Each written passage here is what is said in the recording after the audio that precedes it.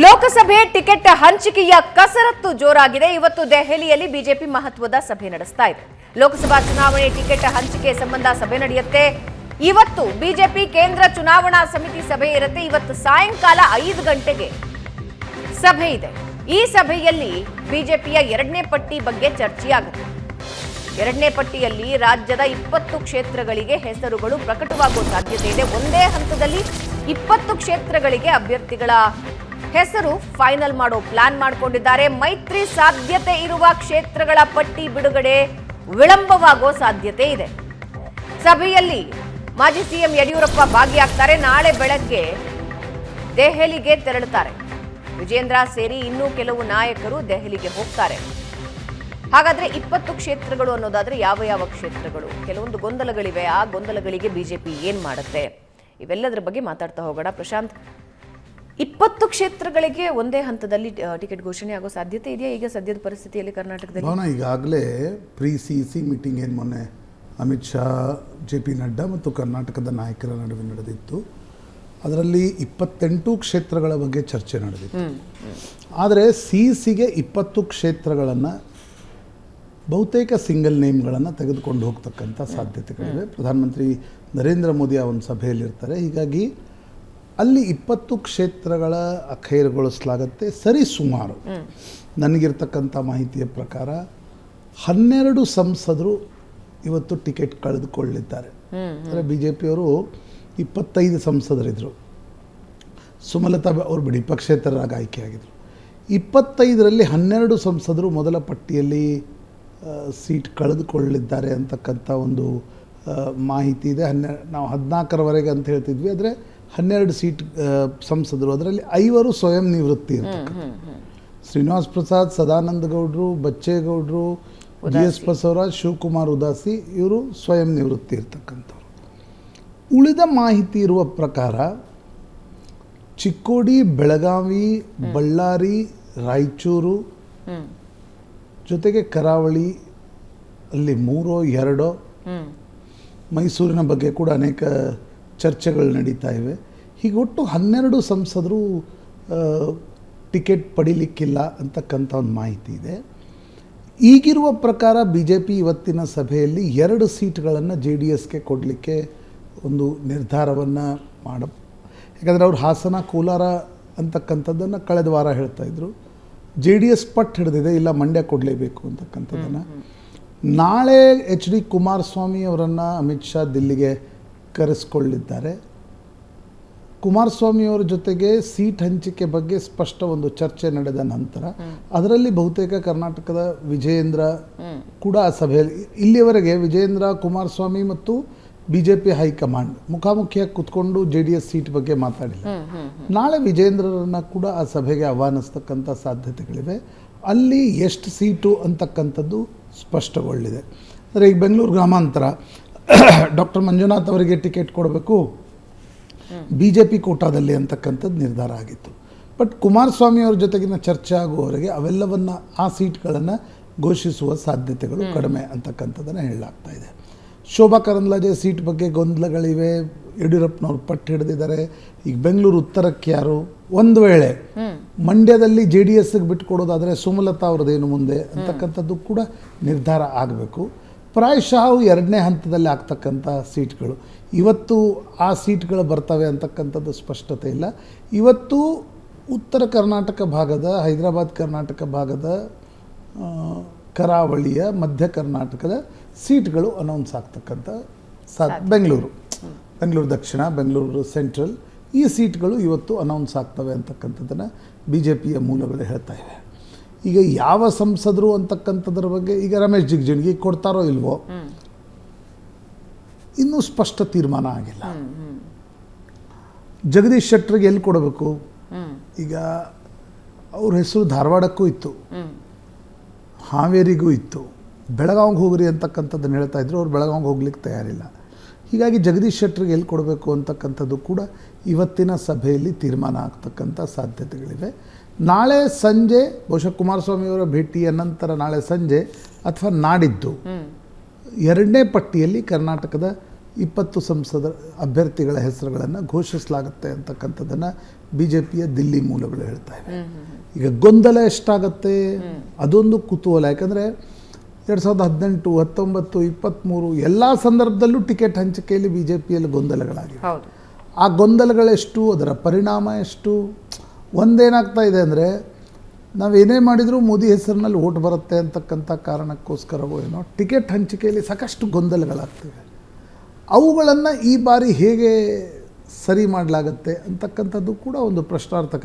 ಈಗ ನಿನ್ನೆ ಮೊನ್ನೆಯಿಂದಲೇ ಕೇಳ್ತಾ ಇದ್ದೇವೆ, ಅವ್ರಿಗಿಲ್ಲ, ಇವ್ರಿಗಿದೆ, ಅವ್ರಿಗಿದೆ.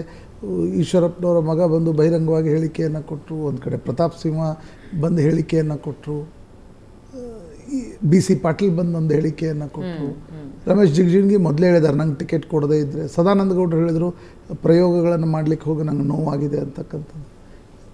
ಇದನ್ನು ಹೇಗೆ ಕ್ಯಾರಿ ಮಾಡಲಾಗತ್ತೆ, ಹೇಗೆ ಪೊಲಿಟಿಕಲ್ ಡಿಸಿಷನ್ಸ್ಗಳನ್ನು ತೆಗೆದುಕೊಳ್ಳಲಾಗತ್ತೆ ಅಂತಕ್ಕಂಥದ್ದು ಇವತ್ತಿನ ಸಭೆಯಲ್ಲಿ ಒಂದು ಸ್ಪಷ್ಟತೆ ಬರುತ್ತೆ ಅಂತ ಅನಿಸುತ್ತೆ ಭಾವನ. ರೈಟ್. ಟಿಕೆಟ್ ಹಂಚಿಕೆ ವಿಚಾರದಲ್ಲಿ ಗೊಂದಲ ಆಗಬಾರದು ಅನ್ನೋದೇ ಸದ್ಯದ BJPಯ ಟೆನ್ಷನ್. ಅಂದರೆ ಹೇಗಿದೆ, ಈಗ ಅನಂತಕುಮಾರ್ ಹೆಗಡೆಗೆ ಟಿಕೆಟ್ ಅಂದರೆ ಅವರ ಜನಪ್ರಿಯತೆ ಇದೆ, ಆದರೆ 3-4 ವರ್ಷದಿಂದ ಅವ್ರು ಕಂಡೇ ಇಲ್ಲ. ಕೊನೆ ಕ್ಷಣದಲ್ಲಿ ಅವ್ರು ಆಕ್ಟಿವ್ ಆಗಿದ್ದಾರೆ. ಈಗ ಅವ್ರಿಗೆ ಕೊಡಬೇಕಾ? 96ರಿಂದ ಸತತವಾಗಿ ಅನಂತಕುಮಾರ್ ಹೆಗಡೆ ಚುನಾವಣೆಯನ್ನು ನಿಲ್ತಾ ಇದ್ದಾರೆ. ಒಂದು ಬಾರಿ ಏನೋ ಸೋತಿದ್ರು, ಪ್ರತಿ ಬಾರಿ ಅವ್ರು ಗೆದ್ದಿದ್ದಾರೆ. ಹೀಗಾಗಿ ಈಗ ಅವ್ರು ಕೊಡಬೇಕೋ ಬೇಡವೋ ಅಂತಕ್ಕಂಥದ್ದನ್ನು ಪ್ರಧಾನಮಂತ್ರಿಗಳ ನಿರ್ಧಾರ ತೆಗೆದುಕೊಳ್ಬೇಕು. ಭಗವಂತ ಖೂಬಾ ಬಗ್ಗೆ ಕ್ಷೇತ್ರದಲ್ಲಿ ಪದಾಧಿಕಾರಿಗಳ ವಿರೋಧ ಇದೆ. ಆದರೆ ಖೂಬಾ ಬಿಟ್ಟರೆ ಬೇರೆ ಅಭ್ಯರ್ಥಿ ಯಾರಿದ್ದಾರೆ ಅನ್ನುವ ಪ್ರಶ್ನೆಗೆ ಉತ್ತರ ಇಲ್ಲ. ಸೊ ಅದನ್ನು ಪ್ರಧಾನಮಂತ್ರಿಗಳು ಅಮಿತ್ ಶಾ ಕೂತಾಗಲೇ ಆ ನಿರ್ಣಯ, ಒಬ್ಬ ಕೇಂದ್ರ ಸಚಿವರ ಬಗ್ಗೆ ನಿರ್ಣಯವನ್ನು ತೆಗೆದುಕೊಳ್ಬೇಕಾಗುತ್ತೆ. ಕರ್ನಾಟಕದ ನಾಯಕರು ಒಂದು ಪ್ರಪೋಸನ್ನು ಮಾಡಿದ್ದಾರೆ. ಆದರೆ ಅದೇ ರೀತಿ ಈಗ ನಳಿನ್ ಕುಮಾರ್ ಕಟೀಲ್ ಟಿಕೆಟ್ ಬಗ್ಗೆ ಭಾಳಷ್ಟು ಗೊಂದಲ BJPಯ ಒಳಗಡೆ ಇದೆ. ಅವ್ರು ಕೊಡಲೇಬಾರ್ದು ಅಂತಕ್ಕಂಥದ್ದನ್ನು ಕಲ್ಲಡ್ಕ ಪ್ರಭಾಕರ್ ಭಟ್ರು ಸೇರಿದಂತೆ ಅನೇಕ RSS ನಾಯಕರು ಹೇಳ್ತಾ ಇದ್ದಾರೆ. BL ಸಂತೋಷ್ ಹೇಳ್ತಿದ್ದಾರೆ, ಇಲ್ಲ ನಳಿನ್ ಕುಮಾರ್ ಕಟೀಲ್ ರಾಜ್ಯಾಧ್ಯಕ್ಷರಾಗಿ ರಾಜ್ಯ ಓಡಾಡ್ಲಿಕ್ಕೆ ಹೋಗಿದ್ದರಿಂದ ಮಂಗಳೂರಲ್ಲಿ ಸಮಸ್ಯೆ ಆಯಿತು, ಅವ್ರ ಕರಿಯರ್ ಯಾಕೆ ಮುಗಿಸ್ಬೇಕು ಅಂತಕ್ಕಂಥದ್ದು BL ಸಂತೋಷ್ ಕೇಳ್ತಾ ಇರ್ತಕ್ಕಂಥ ಪ್ರಶ್ನೆ. ಶೋಭಾ ಕರಂದ್ಲಾಜೆ ಟಿಕೆಟ್ ಬಗ್ಗೆ ಗೋ ಬ್ಯಾಕ್ ಶೋಭಾ ಅಂತಕ್ಕಂಥ ಕ್ಯಾಂಪೇನ್ ಏನೋ ನಡೀತು. ಈಗ ಶೋಭಾ ಕರಂದ್ಲಾಜೆ ಹೇಳ್ತಿದ್ದಾರೆ ಅದು ಪಿತೂರಿ, ನಮ್ಮವರೇ ಯಾರೋ ನಡೆಸಿದ್ದು ಅಂತಕ್ಕಂಥದ್ದನ್ನು. ಶೋಭಾ ಕರಂದ್ಲಾಜೆ ಅವರನ್ನು ನಿಲ್ಲಿಸ್ಬೇಕಾ ಬೇಡವಾ ಅಂತಕ್ಕಂಥದ್ರ ಬಗ್ಗೆ ಯಡಿಯೂರಪ್ಪನವ್ರದ್ದು ಒಂದು ಸ್ಪಷ್ಟ ಅಭಿಪ್ರಾಯ ಇದೆ, ಉಳಿದವ್ರದ್ದು ಇನ್ನೊಂದು ಅಭಿಪ್ರಾಯ ಇದೆ. CT ರವಿ ಅವ್ರನ್ನ ಎಲ್ಲಿ ಅಕಾಮಿಡೇಟ್ ಮಾಡಬೇಕು? ನಾನು ಕೇಳ್ಪಟ್ಟೆ ನಿನ್ನೆ CT ರವಿ ಅವ್ರನ್ನ ನೀವು ಚಿಕ್ಕಬಳ್ಳಾಪುರಕ್ಕೆ ನಿಲ್ತೀರಾ ಅಂತ BJP ಹೈಕಮಾಂಡ್ನವ್ರು ಕೇಳಿದ್ರು. ಅವರು ಇಲ್ಲ, ನನಗೆ ಆಸಕ್ತಿ ಇಲ್ಲ ಅಂತಕ್ಕಂಥದ್ದನ್ನು ಹೇಳಿದರು. ಬೆಂಗಳೂರು ಉತ್ತರಕ್ಕೆ ಸದಾನಂದ ಗೌಡರು ನಿಲ್ಲದೆ ಹೋದರೆ ನಾನು ನಿಲ್ತೀನಿ ಅಂತಕ್ಕಂಥದ್ದನ್ನು CT ರವಿ ಹೇಳ್ತಾ ಇದ್ದ ಹಾಗೆ ಅಶ್ವಥ್ ನಾರಾಯಣ್ ಮತ್ತು R ಅಶೋಕ್ ಸದಾನಂದ ಗೌಡರ ಮನೆಗೆ ಹೋದರು. ಏನೇ ಮಾಡಿ ನೀವು ನಿಲ್ಲಿ, CT ರವಿ ಬರೋದಿಲ್ಲ ಬೇಡ ಅಂತಕ್ಕಂಥ. ಅಂದರೆ ಆ ಪ್ರಮಾಣದ ಒಳಜಗಳಗಳು BJPಯಲ್ಲಿವೆ. ತುಮಕೂರು ಮಾಧುಸ್ವಾಮಿ ಏನು ಮಾಡ್ತಾರೆ, ಸೋಮಣ್ಣನವ್ರಿಗೆ ಟಿಕೆಟ್ ಕೊಟ್ಟರೆ ಅಂತಕ್ಕಂಥದ್ರ ಬಗ್ಗೆ ಸ್ಪಷ್ಟತೆ ಇಲ್ಲ. ಚಿತ್ರದುರ್ಗದಲ್ಲಿ ಈಗ ಯಾರಿಗೆ ಕೊಡಬೇಕು ಅಂತ ಈಗ ಮಾದಾರ್ ಚೆನ್ನೈ ಸ್ವಾಮೀಜಿ ಹೆಸರು ಕೇಳಿ ಬರ್ತಾ ಇತ್ತು. ಈಗ ನೋಡಿದರೆ ಬೇಡ, ಮಾದಾರ್ ಯಾವುದೇ ಸ್ವಾಮೀಜಿಗೆ ಟಿಕೆಟ್ ಕೊಡೋದು ಬೇಡ ಅಂತಕ್ಕಂಥ. ಏಕದಮ್ ಜನಾರ್ದನ್ ಸ್ವಾಮಿ ಆ್ಯಕ್ಟಿವ್ ಆಗಿದ್ದಾರೆ. ಹಿಂದೊಮ್ಮೆ ಸಂಸದರಾಗಿದ್ದರು ಅವರು 2004 to 9 ಜನಾರ್ದನ್ ಸಂಸದರಾಗಿದ್ದರು. ಈಗ ಏಕದಮ್ ಜನಾರ್ದನ್ ಸ್ವಾಮಿ ಅವರು ಆ್ಯಕ್ಟಿವ್ ಆಗಿದ್ದಾರೆ. ಬೋವಿ ಸಮಾಜಕ್ಕೆ ಕೊಡಿ ಅಂತಕ್ಕಂಥದ್ದನ್ನು, ದಲಿತ್ ಲೆಫ್ಟಿಗೆ ಕೊಡಬೇಕಾ ಬೋವಿಗೆ ಕೊಡಬೇಕಾ ಅಂತಕ್ಕಂಥದ್ದು ತೀರ್ಮಾನ ಆಗಬೇಕು. ನೀವು ಪಕ್ಕ ನೋಡಿ, ಕರ್ನಾಟಕದ BJPಯ ಪರಿಸ್ಥಿತಿ ಏನಿದೆ, 28 ಸೀಟು ಓಪನ್ ಇವೆ. ಹಾರ್ಡ್ಲಿ ನೋಡಿ, ರಾಘವೇಂದ್ರ ಶಿವಮೊಗ್ಗ ಹೆಚ್ಚು ಕಡಿಮೆ final, Bengaluru central PC Mohan, Bengaluru ದಕ್ಷಿಣ ತೇಜಸ್ವಿ ಸೂರ್ಯ, ಧಾರವಾಡ ಪ್ರಹ್ಲಾದ್ ಜೋಶಿ, ಬಾಗಲಕೋಟೆ PC ಗದ್ದಿಗೌಡರು, ಕಲಬುರಗಿ ಉಮೇಶ್ ಜಾಧವ್, ಕೊಪ್ಪಳ ಸಂಗಣ್ಣ ಕರಡಿ ಹೆಚ್ಚು ಕಡಿಮೆ ಕೊಡಬಹುದು ಅಂತಕ್ಕಂಥದ್ದನ್ನು ಮೂಲಗಳು ಹೇಳ್ತವೆ. ಅಂದರೆ 7 ಸೀಟ್ ನಿಮಗೆ, ಅದರಲ್ಲೂ ಕೂಡ ಪೈಪೋಟಿ ಇದೆ, ಕಾಂಪಿಟೇಷನ್ ಇದೆ. ಪ್ರಹ್ಲಾದ್ ಜೋಶಿ ಅವ್ರ ಸೀಟ್ಗೆ ಜಗದೀಶ್ ಶೆಟ್ಟರ್ ಹೆಸರನ್ನು ರಾಜ್ಯ ಕೋರ್ ಕಮಿಟಿ ಹಾಕಿ ಕಳಿಸಿತ್ತು.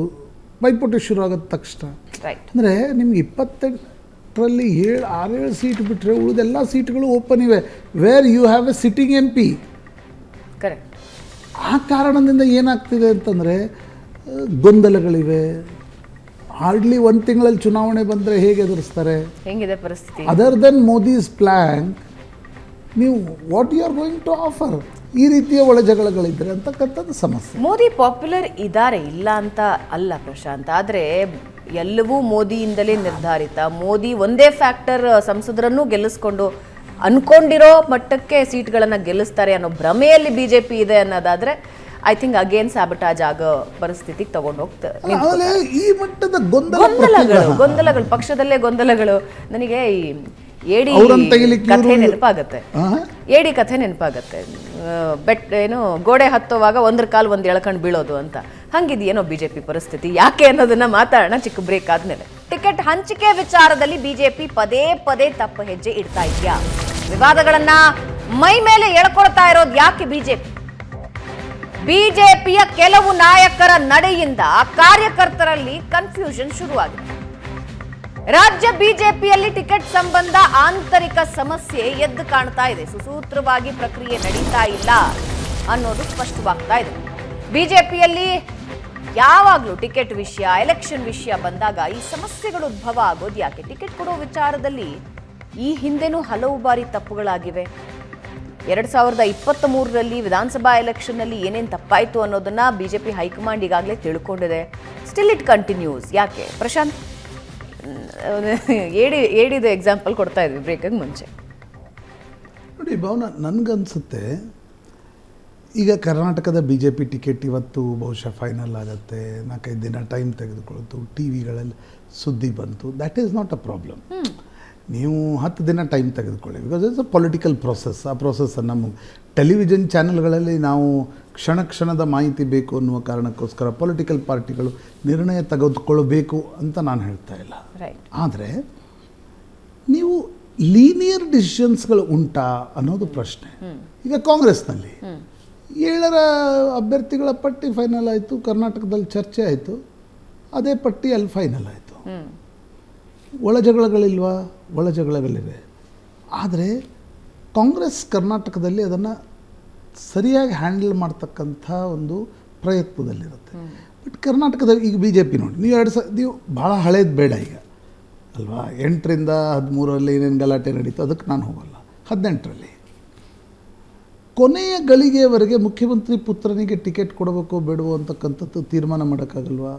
ನಾಮಪತ್ರ ಸಲ್ಲಿಕೆಗೆ ಹೊರಟಾಗ ವಿಜೇಂದ್ರಕ್ಕೆ ಟಿಕೆಟ್ ಇಲ್ಲ ಅಂದರೆ you can not keep everything on surprise. This is a political process. Correct. ನಾವು ಬರ್ಡೇ ಏನೋ ಕೇಕ್ ಸರ್ಪ್ರೈಸ್ ಕೊಟ್ಟಂಗೆ ನೀವು ಪೊಲಿಟಿಕಲ್ ಡಿಸಿಷನ್ಸ್ಗಳನ್ನು ಸರ್ಪ್ರೈಸ್ ಮಾಡಿ ಪ್ರತಿಯೊಂದನ್ನು ಕೊಡೋಕ್ಕಾಗಲ್ಲ. ಕರೆಕ್ಟ್. ಹೊರಗಿದ್ದವ್ರು ಖುಷಿ ಆಗುತ್ತೆ ಅನ್ನೋದು, ಪೊಲಿಟಿಕ್ಸ್ ಒಳಗಿದ್ದವ್ರು ಬಹಳ ನೋವಾಗುತ್ತೆ. ವಿಜೇಂದ್ರ ಟಿಕೆಟ್ ಆಯಿತು. 2019ರಲ್ಲಿ ಅನಂತಕುಮಾರ್ ಪತ್ನಿಯ ಟಿಕೆಟ್ ಬಂತು. ತಡರಾತ್ರಿ 2 ಗಂಟೆಗೆ ಅನೌನ್ಸ್ ಮಾಡ್ತಕ್ಕಂಥ ಒಂದು ಅನಿವಾರ್ಯ ಪರಿಸ್ಥಿತಿಗೆ ಬಿ ಜೆ ಪಿಗೆ ಬಂತು. ನೀವು ಯಾರಿಗೇ ಟಿಕೆಟ್ ಕೊಡಿ, that is your internal decisions. ಆದರೆ ಒಂದು ಪೊಲಿಟಿಕ್ಸ್ದಲ್ಲಿ ಒಂದು ಪ್ರೊಸೆಸ್ ಇರುತ್ತೆ. ಎಲ್ಲರನ್ನ ಮಾತಾಡಿಸಿ ಕೆಲವೊಂದು ಸಲ ಒಪ್ಪದೇ ಇದ್ದವ್ರಿಗೂ ಕೂಡ ಈ ನಿರ್ಣಯ ತೆಗೆದುಕೊಳ್ತೀವಿ ಅಂತ ಹೇಳಿ ಅದನ್ನು ಬಹಿರಂಗಗೊಳಿಸ್ತಕ್ಕಂಥದ್ದು ಇರುತ್ತೆ. ತೇಜಸ್ವಿನಿ ಅನಂತಕುಮಾರ್ಗೆ ಕೊನೆಯ ಗಳಿಗೆಯಲ್ಲಿ ಟಿಕೆಟ್ ತಪ್ಪು. 18ರಲ್ಲಿ ನೋಡಿ, ನೀವು ವರುಣಾ ಟಿಕೆಟ್ ತಪ್ಪಿಸಿದ್ರಿಂದ you are short of around 8-9 seats. ಅದು ಯಡಿಯೂರಪ್ಪನವರ ಕಾರಣದಿಂದ ಆಯಿತು, ವಿರೋಧಿ ಬಣದ ಕಾರಣದಿಂದ ಆಯಿತು, ಅದು ಮುಂದಿನ ಪ್ರಶ್ನೆ. ಬಹುಮತ ಬರಲಿಲ್ಲ. 19ರಲ್ಲಿ ಅನಂತಕುಮಾರ್ ಪತ್ನಿಗೆ ಟಿಕೆಟ್ ಸಿಗಲಿಲ್ಲ ಅನ್ನೋದು ಇವತ್ತಿಗೂ ಕೂಡ ಸೋಷಿಯಲ್ ಮೀಡಿಯಾದಲ್ಲಿ ಚರ್ಚೆಗೆ ಬರ್ತಾ ಇದೆ. ನೀವು ಅದನ್ನು ಇನ್ನೂ ಓಪನ್ ಎಂಡೆಡ್ ಇಟ್ಟಿದ್ದೀರಿ, ಅದನ್ನು ಹೇಗೆ ಕ್ಲೋಸ್ ಮಾಡಬೇಕು? There is no decision. ಸರಿ.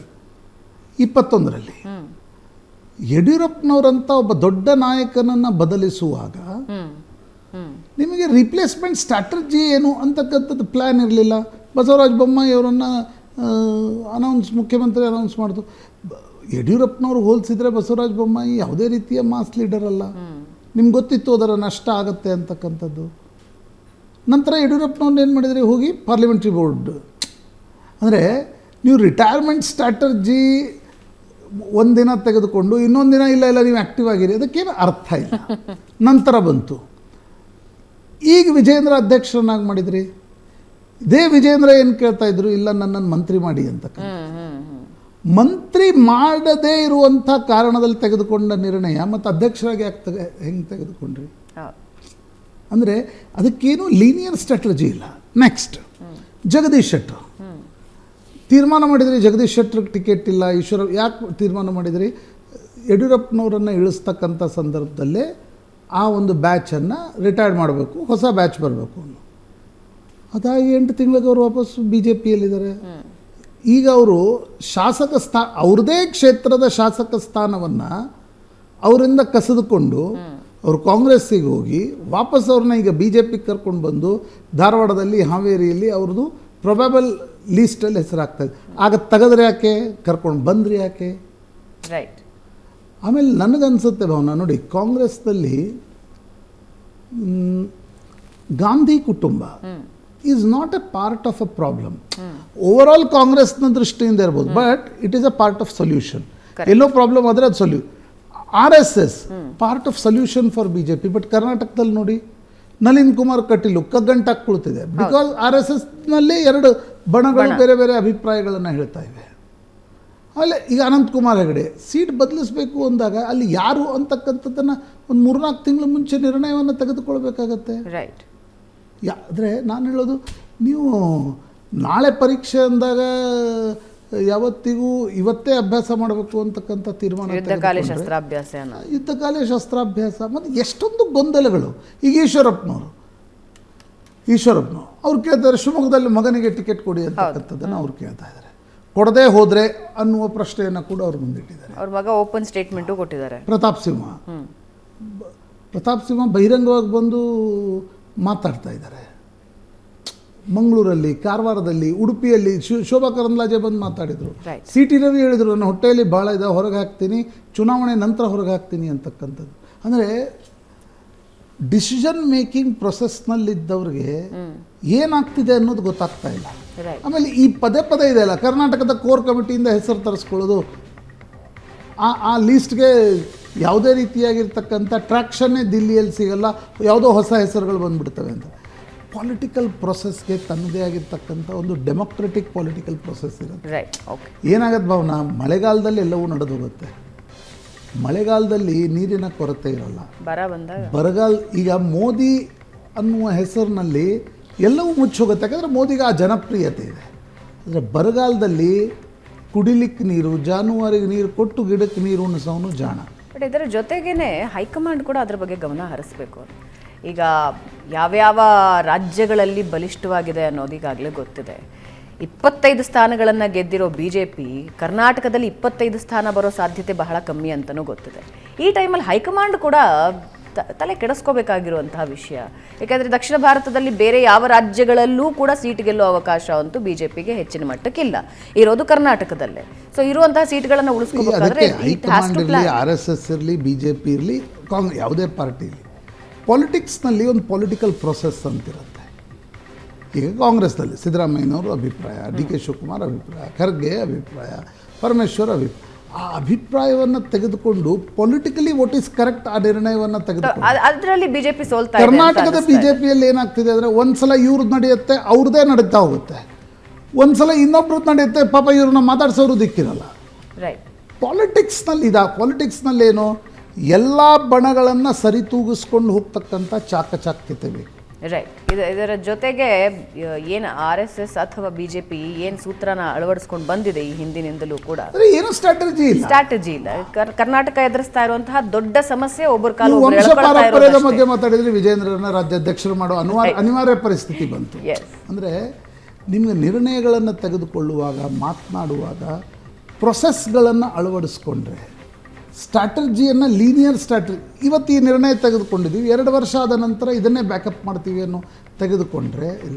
ನೀವು ಪ್ರತಿಯೊಂದು ವರ್ಷಕ್ಕೆ ನೀವು ಹೋಗುವ ದಿಕ್ಕು ಬದಲಾಗ್ತಾ ಹೋಗ್ತಾ ಇರುತ್ತೆ. ಪ್ರತಿಯೊಂದು ವರ್ಷಕ್ಕೆ ಸನ್ನಿವೇಶಕ್ಕೆ ಬದಲಾವಣೆ, ಎಲ್ಲವೂ ದಕ್ಕಿಸ್ಕೊಳ್ಳೋ ಶಕ್ತಿ ಇರೋದು ಮೋದಿ ಹೆಸರು ಕಾರಣದಿಂದ ಮಾತ್ರ. ಬಟ್ ಮೋದಿಯನ್ನೇ ಮುಂದೆ ಇಟ್ಟುಕೊಂಡು ವಿಧಾನಸಭಾ ಚುನಾವಣೆಯಲ್ಲಿ ಗೊತ್ತಾಗತ್ತೆ. ಹೆಸರು ಸರಿಯಾ ಇಲ್ಲ, ಅಭ್ಯರ್ಥಿ ಸರಿ ಇಲ್ಲ, ಕ್ಯಾಲ್ಕುಲೇಷನ್ಸ್ ವರ್ಕ್ ಆಗಿಲ್ಲ ಅಂತ ಹೇಳಿದ್ರೆ ಆಯಾ ಕ್ಷೇತ್ರದ MP ಗಳಿಗೂ ಹೊಡೆತ ಬೀಳುತ್ತೆ ಅನ್ನೋದನ್ನ ಅರ್ಥ ಮಾಡ್ಕೋಬೇಕಾಗತ್ತೆ. BJP ಅವ್ರನ್ನ ನಾವು ಸೋಲಿಸ್ತೀವಿ, ಇವ್ರನ್ನ ನಾವು ಸೋಲಿಸ್ತೀವಿ ಅಂತ ಮತ್ತೆ ಲೋಕಸಭೆಯಲ್ಲಿ ಮಾಡಿಕೊಂಡ್ರೆ BJP ಅಸ್ತಿತ್ವದ ಪ್ರಶ್ನೆ ಬರುತ್ತೆ ರಾಜ್ಯದಲ್ಲಿ. ಚಿಕ್ಕ ಬ್ರೇಕ್ನ ನಂತರ ಮತ್ತಷ್ಟು ಸುದ್ದಿ. ಲೋಕಸಭಾ ಕುರುಕ್ಷೇತ್ರ ಸಮರಕ್ಕೆ ಕೇಸರಿ ಪಡೆ ಸಿದ್ಧತೆ ಮಾಡಿಕೊಂಡಿದೆ. ಲೋಕಸಮರ ಗೆಲ್ಲೋದಕ್ಕೆ ಮತ್ತೆ ನಮೋ ದಕ್ಷಿಣ ದಂಡಯಾತ್ರೆ ಶುರು ಮಾಡಿದ್ದಾರೆ.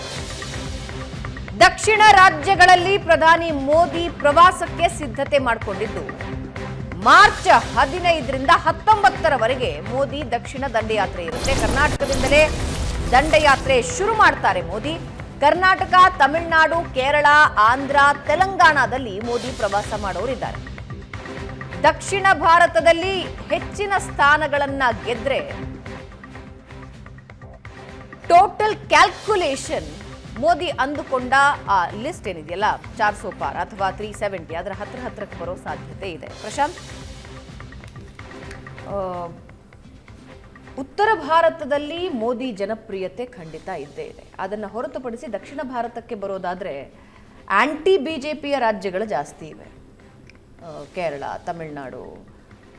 It's not aunty. ನೋಡಿ, ನರೇಂದ್ರ ಮೋದಿ ಜನಪ್ರಿಯತೆ ಬಹುತೇಕ ನನಗೆ ಅನಿಸುವ ಪ್ರಕಾರ ಪಂಜಾಬ್ ಒಂದನ್ನು ಹೊರತುಪಡಿಸಿ ಇಡೀ ದೇಶದಲ್ಲಿ ನರೇಂದ್ರ ಮೋದಿಗೊಂದು ಜನಪ್ರಿಯತೆ ಇದೆ.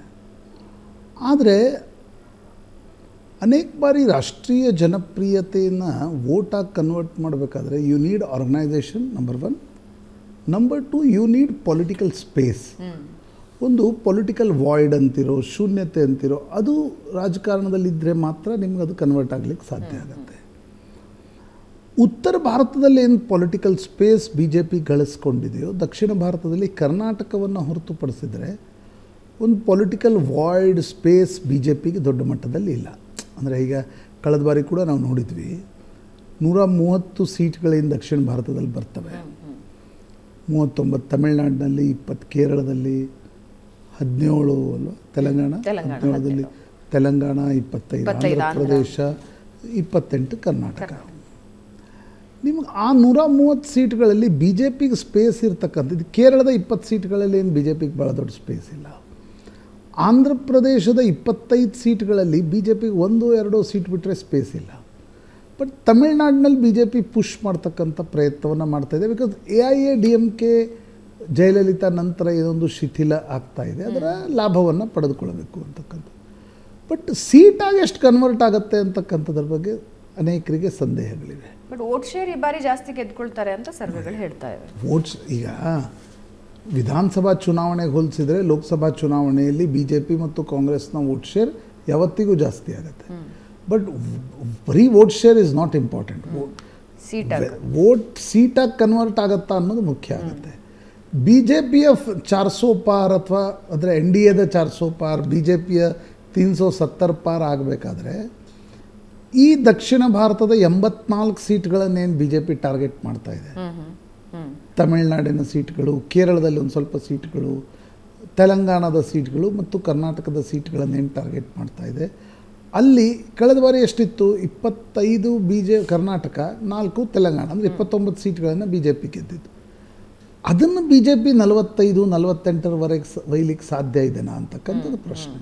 ಮೇಲ್ನೋಟಕ್ಕೆ ನೋಡಿದರೆ ಇಲ್ಲ, ಅದು ಸಾಧ್ಯ ಆಗಲ್ಲ. ಯಾಕಂದ್ರೆ ತಮಿಳುನಾಡಿನಲ್ಲಿ ವೋಟ್ ಶೇರ್ ಜಾಸ್ತಿ ಆಗ್ಬೋದು, ಸೀಟಾಗಿ ಕನ್ವರ್ಟ್ ಮಾಡ್ತಕ್ಕಂಥ ಕೆಪಾಸಿಟಿ ಇಲ್ಲ ಅಂತಕ್ಕಂಥ. ತೆಲಂಗಾಣದಲ್ಲಿ ಸರಿ 4 ಇದ್ದಿದ್ದು 5 ಆಗ್ಬೋದು. ಅದನ್ನು ಹೊರತುಪಡಿಸಿದರೆ ಏನು ದೊಡ್ಡ ಸ್ಪೇಸ್ ಇಲ್ಲ. ಬಿಕಾಸ್ ಕಾಂಗ್ರೆಸ್ ವಿಧಾನಸಭಾ ಚುನಾವಣೆಯನ್ನು ದೊಡ್ಡ ಮಟ್ಟದಲ್ಲಿ ಗೆದ್ದಿದೆ. ಹೀಗಾಗಿ ಈಗ ನರೇಂದ್ರ ಮೋದಿ ಪದೇ ಪದೇ ದಕ್ಷಿಣ ಭಾರತಕ್ಕೆ ಬರ್ತಾ ಇರೋದು ಯಾಕಂದರೆ they have reached a saturation in North India, right, correct, West India, East India ಮತ್ತು ದಕ್ಷಿಣ ಭಾರತ ಏನಿದೆ, ಇಲ್ಲಿ ಬಿ ಜೆ ಪಿಗೊಂದು ಸ್ಪೇಸ್ ಇದೆ. ಬಟ್ ಅದು ಈಗ ನೋಡಿ, ಒಡಿಸ್ಸಾದಲ್ಲಿ ಬಿ ಜೆ ಡಿ ಜೊತೆ ಬಿ ಜೆ ಪಿ ಮೈತ್ರಿ ಯಾಕೆ ಮಾಡ್ಕೊಳ್ತಾ ಇದೆ ಅಂತಂದರೆ ಆ ಎಲ್ಲ ಸೀಟ್ಗಳನ್ನು ಬಿ ಜೆ ಡಿ ಒಂದಾದರೆ ಗೆದ್ಕೊಂಡು ಬರ್ಬೋದು ಅಂತ. ವೆಸ್ಟ್ ಬೆಂಗಾಲ್ನಲ್ಲಿ ಮಮತಾ ಬ್ಯಾನರ್ಜಿ ಜೊತೆ ಬಿ ಜೆ ಪಿ ಟಕ್ಕರ್ ಕೊಟ್ಟಾಗ ಕಳೆದ ಬಾರಿ 18 ಗೆದ್ದಿತ್ತು. ಈ ಬಾರಿ ಎಷ್ಟು ಗೆಲ್ಬೋದು? ಅಸ್ಸಾಂನಲ್ಲಿ ಬಿ ಜೆ ಪಿಗೊಂದು ಸ್ಪೇಸ್ ಇದ್ದೇ ಇದೆ. ಬಟ್ ದಕ್ಷಿಣ ಭಾರತದ ರಾಜ್ಯಗಳಲ್ಲಿ ಕರ್ನಾಟಕ ಹೊರತುಪಡಿಸಿದ್ರೆ ಬಿ ಜೆ ಪಿಗೆ ಆ ಸ್ಪೇಸ್ ಸಿಕ್ಕಿಲ್ಲ ಇಲ್ಲಿವರೆಗೆ. ಅದನ್ನು ಮೋದಿ ಹೆಸರಿನಲ್ಲಿ ಟ್ರಾನ್ಸ್ಲೇಟ್ ಮಾಡ್ಕೊಳ್ಬಹುದಾ ಅಂತಕ್ಕಂಥ ಒಂದು ಪ್ರಯತ್ನದಲ್ಲಿ ಬಿ ಜೆ ಪಿ ಇಲ್ಲಿ ಗೆದ್ದರೆ ಮಾತ್ರ 370 ಪಾರ್ ಆಗುತ್ತೋ 370ಕ್ಕೆ ನಜ್ದೀಕ್ ಆಗುತ್ತೋ ಅನ್ನೋದು ಗೊತ್ತಾಗುತ್ತೆ. ದಕ್ಷಿಣ ಭಾರತದಲ್ಲಿ ಸೀಟ್ ಗೆಲ್ಲದೆ ಹೋದರೆ, ಅಂದರೆ ಈಗ ಒಂದು ಟ್ರೆಂಡು ನೋಡಿ, ವಿಧಾನಸಭಾ ಚುನಾವಣೆಯಲ್ಲಿ ಕರ್ನಾಟಕದಲ್ಲಿ ಕಾಂಗ್ರೆಸ್ ಗೆತ್ತು, ತೆಲಂಗಾಣದಲ್ಲಿ ಕಾಂಗ್ರೆಸ್ ಗೆತ್ತು, ಉತ್ತರ ಭಾರತದಲ್ಲಿ ಕಾಂಗ್ರೆಸ್ ಡೆಸಿಮೇಟ್ ಆಯಿತು. ಅಂದರೆ ಬಿ ಜೆ ಪಿಗೆ ದಕ್ಷಿಣ ಭಾರತದಲ್ಲಿ ದೊಡ್ಡ ಮಟ್ಟದ ಜಯ ಸಿಕ್ಕಿಲ್ಲ. ನರೇಂದ್ರ ಮೋದಿ ಹೆಸರಿಗೆ ಆ ಒಂದು ಶಕ್ತಿ ಇದೆ, ಅದನ್ನು ಟ್ರಾನ್ಸ್ಲೇಟ್ ಮಾಡಬಹುದಾ ಅಂತಕ್ಕಂಥ ಪ್ರಯತ್ನವನ್ನು ಏನು ಬಿ ಜೆ ಪಿ ನಡೆಸ್ತಾ ಇದೆ. ತಳಮಟ್ಟದಲ್ಲಿ ಅದರ ಟ್ರ್ಯಾಕ್ಷನ್ ಕಾಣ್ತಿದೆ. ಬಟ್ ಅನೇಕ ಬಾರಿ ಏನಾಗುತ್ತೆ ಭಾವನಾ, ದೊಡ್ಡ ಮಟ್ಟದಲ್ಲಿ ಹೆಸರು ಇರುತ್ತೆ, ತಳಮಟ್ಟದಲ್ಲಿ ನೀವು ವೋಟಿಂಗ್ ಬೂತ್ವರೆಗೆ ನಿಮ್ಮ ಮತದಾರರನ್ನ ಕರ್ಕೊಂಬರ್ಬೇಕು, Correct. ಜನರನ್ನು ಕನ್ವಿನ್ಸ್ ಮಾಡ್ಬೇಕು. ನೋಡಿ, ಡಿ ಎಮ್ ಕೆಯನ್ನು ಎದುರಿಸಬೇಕಾದ್ರೆ ಇಲ್ಲಿ ಬಿ ಜೆ ಪಿ ಬರಬೇಕು. ಈಗ ಅಣ್ಣಾಮಲೈ ಆ ಪ್ರಯತ್ನವನ್ನು ಮಾಡ್ತಾ ಇದ್ದಾರೆ. ಕರ್ನಾಟಕದಲ್ಲಿ ಒಂದು ಕಾಲದಲ್ಲಿ ಯಡಿಯೂರಪ್ಪನವರು ಆ ಪ್ರಯತ್ನವನ್ನು ಮಾಡಿ ಗೆದ್ದರು. ಜನತಾದಳದ ಅವಸಾನದ ನಂತರ ಬಿ ಜೆ ಪಿ ಗೆತ್ತು. ಆ ಸ್ಪೇಸನ್ನು ಕ್ರಿಯೇಟ್ ಮಾಡ್ಕೊಳ್ಳೋ ಪ್ರಯತ್ನವನ್ನೇನು ಬಿ ಜೆ ಪಿ ಮಾಡ್ತಾ ಇದೆ. ಯಶಸ್ಸು ಸಿಕ್ಕಿಲ್ಲ. ಈ ಬಾರಿ ಸಿಗುತ್ತೆ ಅಂತಕ್ಕಂಥ ವಿಶ್ವಾಸದಲ್ಲಿ ಬಿ ಜೆ ಪಿ ಇದೆ, ಬಟ್ ತುಂಬ ಸುಲಭವೂ ಇಲ್ಲ. ಕೇರಳ ಒಂದನ್ನು ಹೊರತುಪಡಿಸಿ ಅಟ್ಲೀಸ್ಟ್ ವೋಟ್ ಶೇರಲ್ಲಿ ಒಂಚೂರು ಜಾಸ್ತಿ ತಮಿಳ್ನಾಡಲ್ಲಿ ನೋಡಬಹುದು. ತೆಲಂಗಾಣ ಮತ್ತು ಆಂಧ್ರದಲ್ಲಿ ಆ ಸ್ಪೇಸ್ ಇದೆಯಾ? ಅಲ್ಲ, ಈಗ ಆಂಧ್ರದಲ್ಲಿ ಮೈತ್ರಿಯನ್ನೇ ಮಾಡ್ಕೊಳ್ತಾ ಇದೆ ಬಿ ಜೆ ಪಿ. ಯಾಕಂದರೆ ತನಗೆ ಸ್ಪೇಸ್ ಇಲ್ಲ ಅನ್ನುವ ಕಾರಣಕ್ಕೋಸ್ಕರ ಚಂದ್ರಬಾಬು ನಾಯ್ಡು ಮತ್ತು ಪವನ್ ಕಲ್ಯಾಣ್ ಜೊತೆ ಮೈತ್ರಿಯನ್ನು ಮಾಡ್ಕೊಳ್ತಿದೆ. ಕೇರಳದಲ್ಲಿ ಏನಾಗಿದೆ, ಸಿ ಪಿ ಎಮ್ ಮತ್ತು ಕಾಂಗ್ರೆಸ್ ನಡುವೆ ಕೆಲ ಕ್ಷೇತ್ರಗಳಲ್ಲಿ ಬಿ ಜೆ ಪಿಗೆ ಸ್ಪೇಸ್ ಸಿಕ್ಕರೂ ಕೂಡ ಬಿ ಜೆ ಪಿ ಎಲ್ಲೆಲ್ಲಿ ಗೆಲ್ಬೋದು ಅಂತ ಗೊತ್ತಾಗುತ್ತೆ. ಸಿ ಪಿ ಎಮ್ ಮತ್ತು ಕಾಂಗ್ರೆಸ್ಗಳು ಒಟ್ಟಾಗಿ ಬಿ ಜೆ ಪಿ, ಯಾಕಂದರೆ ಬಿ ಜೆ ಪಿಯ ಎಂಟ್ರಿ ಕೇರಳದಲ್ಲಿ it can be costly to C P M.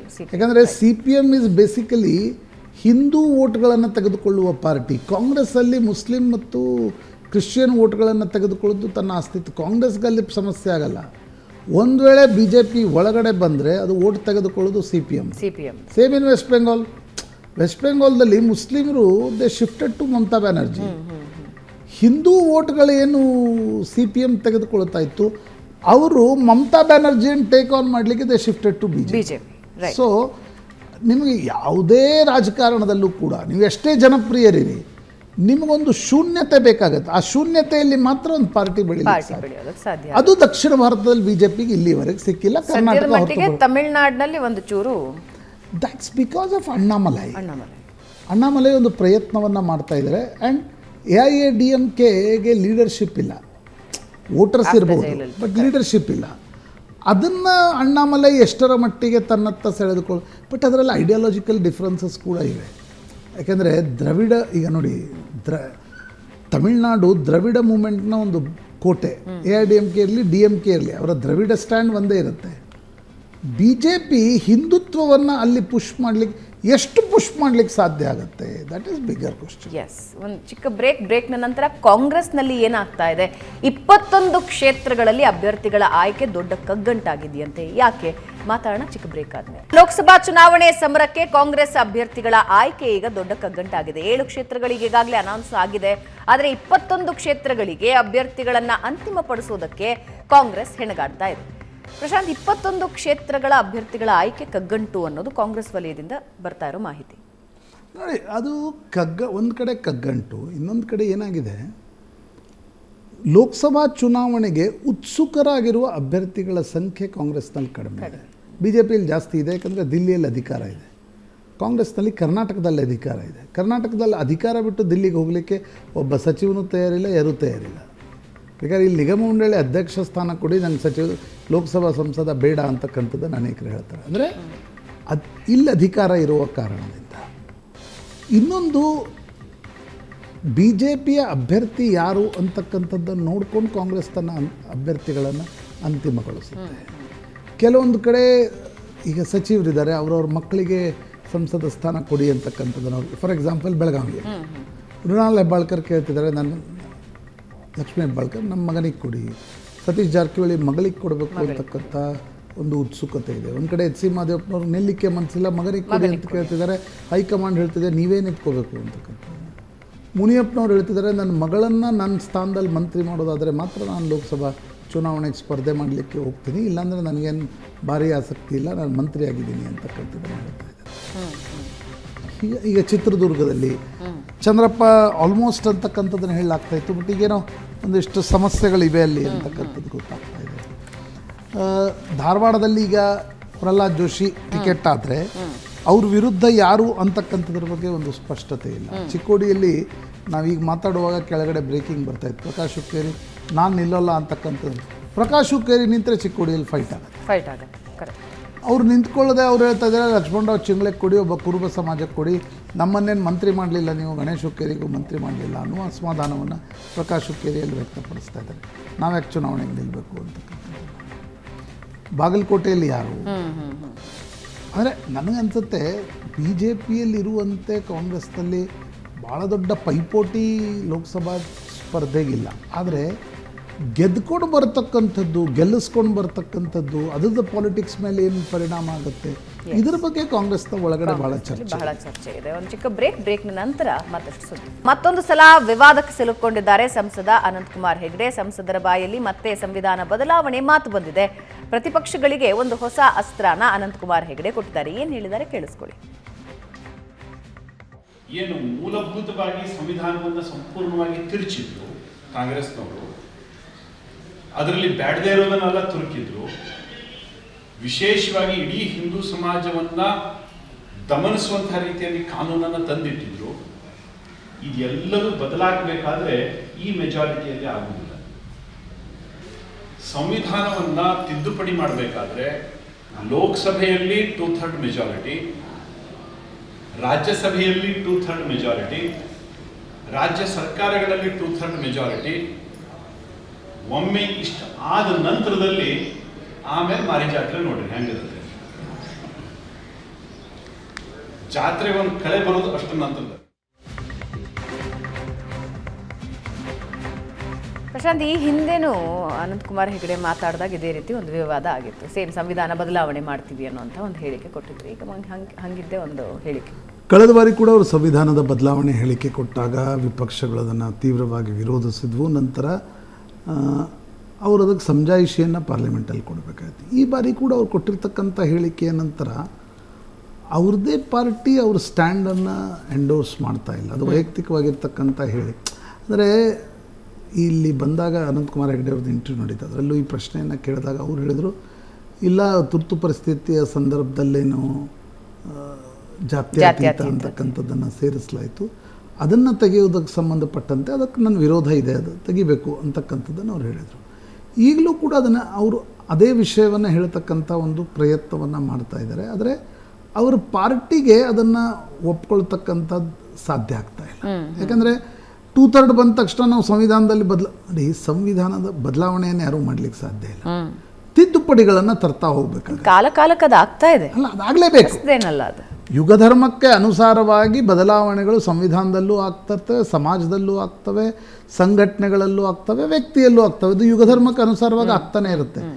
ಆದರೆ ಅನಂತಕುಮಾರ್ ಹೆಗಡೆ ನೀಡ್ತಾ ಇರತಕ್ಕಂಥ ಹೇಳಿಕೆಗಳು ವಿಪಕ್ಷಗಳಿಗೆ ಒಂದು ಫಾರ್ಡರನ್ನು ಇರಿಸ್ತವೆ. ಇಲ್ಲ, ಅವರು ತಿದ್ದುಪಡಿ ಅಂತ ಹೇಳಿದೆ, ಅವರು ಮಾರಿ ಜಾತ್ರೆ ಇದೆಲ್ಲ ಹೇಳಿದಾಗ ನಿಶ್ಚಿತವಾಗಿ ಅದು ವಿವಾದ ಆಗತ್ತೆ.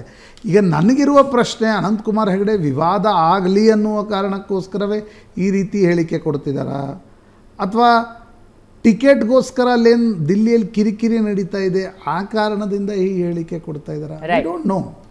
ಬಟ್ ವಿವಾದ ಅಂತೂ ಆಗ್ತಾ ಇದೆ. ಇದೇ ಸುದ್ದಿಯೊಂದಿಗೆ ಇವತ್ತಿನ ಚರ್ಚೆ ಮುಗಿಸೋಣ. ಪ್ರಶಾಂತ್, ಧನ್ಯವಾದ ಚರ್ಚೆಯಲ್ಲಿ ಭಾಗಿಯಾಗಿದ್ದಕ್ಕೆ. ವೀಕ್ಷಕರೇ, ಇದು ಇವತ್ತಿನ ನ್ಯೂಸ್ ಅವರ್ ಮಾರ್ನಿಂಗ್ ಎಡಿಷನ್. ನೇರ, ದಿಟ್ಟ, ನಿರಂತರ ಸುದ್ದಿಗಾಗಿ ನೋಡ್ತಾ ಇರಿ ಏಷ್ಯಾನೆಟ್ ಸುವರ್ಣ ನ್ಯೂಸ್.